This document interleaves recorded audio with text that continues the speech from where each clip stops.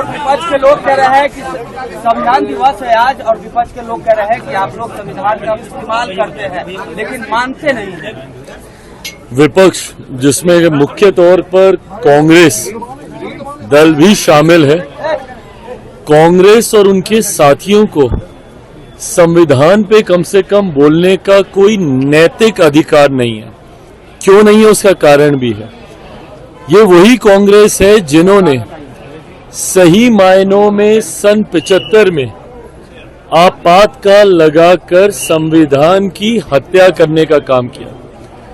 देश में अगर कभी समय के किसी कालखंड में अगर लोकतंत्र की हत्या की गई तो वो सन 75 में आपातकाल लगाकर कांग्रेस की ही सरकार के द्वारा की गई। दूसरा कारण, आज जब मेरे प्रधानमंत्री आदरणीय नरेंद्र मोदी जी ने जिस तरीके से बाबा साहेब को सम्मान देने का काम किया, उनसे जुड़े हुए जितने भी स्थल थे जहां उन्होंने शिक्षा हासिल की, लंदन में हो या जहां उन्होंने नागपुर में दीक्षा हासिल की, वो दीक्षा भूमि हो, या महाराष्ट्र मुंबई में चैत्य भूमि हो, या दिल्ली में जहां वो रहते थे वो हो, या मऊ में जहां उनका जन्म हुआ हो, इन सारे स्थलों को जिस तरीके से विकसित कर उन्हें पंच तीर्थ के तौर पर प्रधानमंत्री जी ने विकसित कर बाबा साहेब को सम्मान देने का काम किया, उसके बाद कांग्रेस और उनके घटक दलों को डॉक्टर बाबा साहेब भीमराव अंबेडकर जी की याद आई। 89 से पहले तक बाबा साहेब की एक तस्वीर तक भारत की संसद में नहीं थी। जिन्होंने संविधान बनाया, जिस संविधान की प्रतिलिपि आज की तारीख में कांग्रेस के नेता और उनके तमाम घटक दल के साथी हाथ में लेकर घूमने का काम करते हैं, उसी संविधान के निर्माता की एक तस्वीर तक भारत की संसद में नहीं थी, जबकि कांग्रेस के तमाम बड़े नेताओं की और उसमें से एक ही परिवार के 3-3 नेताओं की तस्वीरें भारत की संसद के सेंट्रल हॉल में लगी हुई थी। ये वही कांग्रेस पार्टी है जिन्होंने बाबा साहेब को हरवाने का काम किया, और आज इनको वही संविधान के निर्माता याद आते हैं, आज इनको वही संविधान याद आता है। हकीकत है, सिर्फ झूठ बोलना इनका काम है। लोकसभा चुनाव में भी इन्होंने झूठ बोला कि अगर नरेंद्र मोदी जी तीसरी बार देश के प्रधानमंत्री बनेंगे तो संविधान की हत्या हो जाएगी, आरक्षण खत्म कर दिया जाएगा, लोकतंत्र समाप्त कर दिया जाएगा। आज लगभग 6 महीने होने को आए।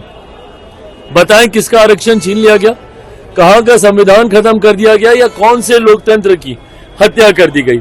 सिर्फ झूठ बोलना कांग्रेस और इनके घटक दलों का काम है, और यही परिणाम, यही कारण है कि महाराष्ट्र जैसे राज्यों में जहां इनके बड़े से बड़े घटक दल एक साथ है, वहां पर इनकी इतनी बड़ी हार होती है।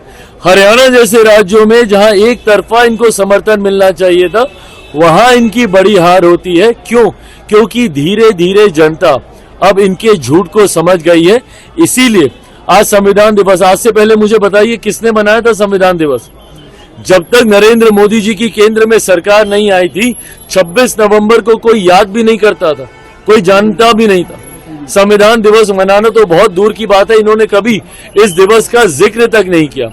आज जब मेरे प्रधानमंत्री जी के नेतृत्व में बार बार इस संकल्प को दोहराया जाता है कि देश चलेगा तो सिर्फ संविधान के आधार पर, उस बात से विपक्ष और कांग्रेस के नेता, राजद के नेता बौखलाते हैं, घबराते हैं। आरक्षण को बढ़ाने के लिए आनंद मोहन ने कहा है कि चिराग पासवान ने एनडीए के उम्मीदवारों को ही दरकिनार किया, हम लोग के उम्मीदवार के पास आए तक नहीं चुनाव के प्रचार के लिए। देखिए,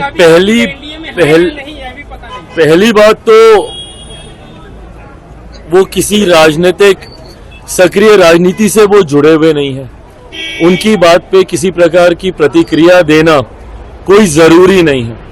पर हाँ, उनके परिवार के कई सदस्य सक्रिय राजनीति में हैं, और वो ऐसे घटक दल में हैं जो हम लोग के गठबंधन का हिस्सा है।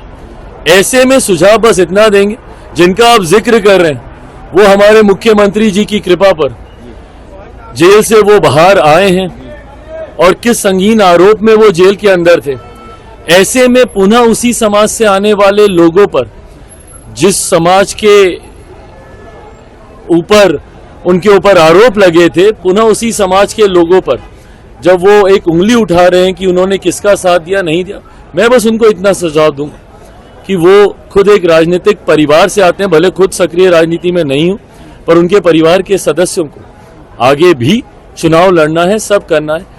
ऐसे नाम लेकर पासवानों के ऊपर इस तरीके से उंगली उठाना, पासवान समाज के ऊपर इस तरीके से उंगली उठाना, मुझे नहीं लगता कि गठबंधन में, क्योंकि उनके परिवार के सदस्य हैं, ये उचित है।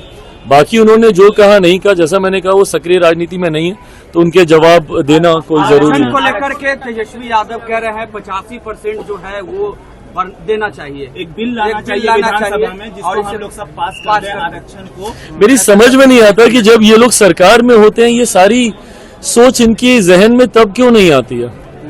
ये तमाम चीजें विपक्ष में जाने के बाद इनके संज्ञान में क्यों आने लगती है?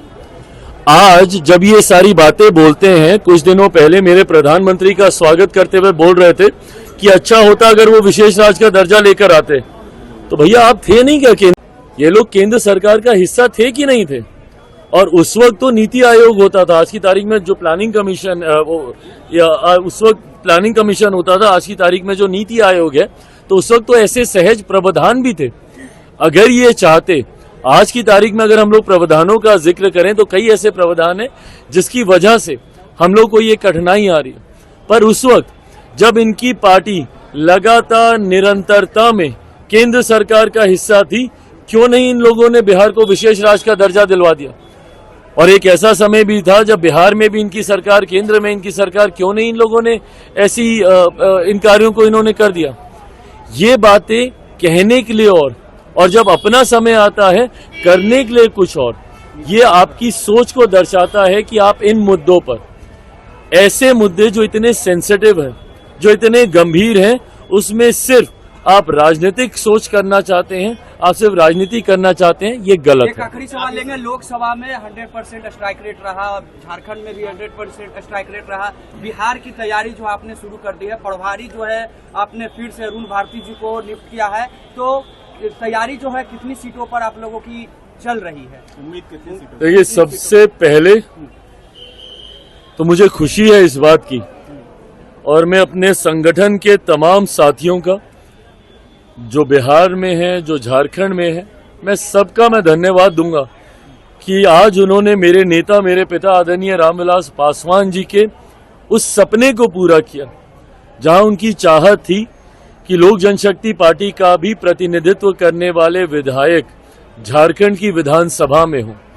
हम लोगों ने 2014 में भी एनडीए गठबंधन के तहत चुनाव लड़ा था, पर उस वक्त भी हम लोग को ये सफलता हासिल नहीं हुई थी। शिकारीपाड़ा की एक सीट पर उस वक्त हम लोगों ने चुनाव लड़ा था।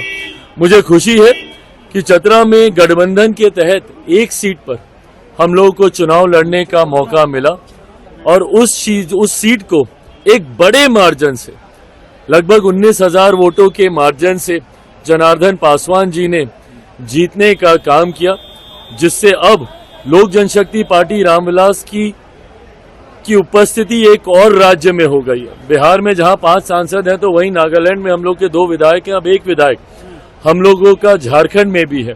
तो ये मेरे उस नेता के सपने को पूरा करता है, जिसमें आदरणीय रामविलास पासवान जी ने पार्टी के विस्तार को देखा था। उसी विनिंग टीम को प्रभार, जिस टीम के साथ झारखंड में इन लोगों ने कार्य किया था, और जिस सुनियोजित तरीके से, जितनी मेहनत के साथ उस टीम ने सफलता हासिल की, केंद्रीय नेतृत्व का, तमाम वरिष्ठ नेताओं की ये सोच थी कि उसी टीम को ये जिम्मेदारी बिहार विधानसभा चुनाव को मद्देनजर रखते हुए भी दी जानी चाहिए है, और ऐसे में उसी सोच के साथ ये जिम्मेदारी दी गई है। मैं मानता हूं 100% स्ट्राइक रेट के साथ अभी तक हम लोग आगे बढ़ते जा रहे हैं। बिहार से पहले दिल्ली में भी चुनाव होने हैं, उसमें भी अगर मौका मिला तो हम लोग अपना यही स्ट्राइक रेट बरकरार रखना चाहेंगे। बट सबसे ज्यादा महत्वपूर्ण है कि अगले साल जो बिहार विधानसभा में चुनाव हो रहे हैं, सीटों की संख्या गठबंधन के भीतर ही तय होंगी, उससे पहले मैं आपके साथ कतई साझा नहीं कर सकता हूं। पर हाँ, जितनी सीटें लड़ेंगे 100% स्ट्राइक रेट उसमें भी रहे, यही लक्ष्य मेरा और मेरी पूरी टीम का है।